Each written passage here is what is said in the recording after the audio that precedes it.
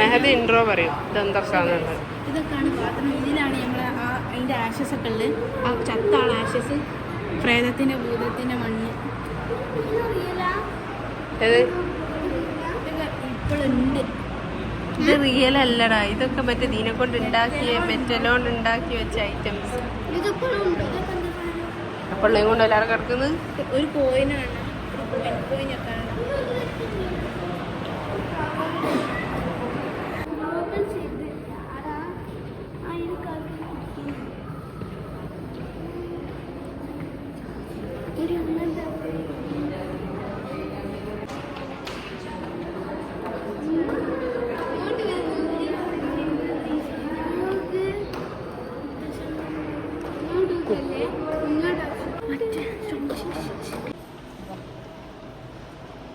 പോയി നോക്കിട്ടോ.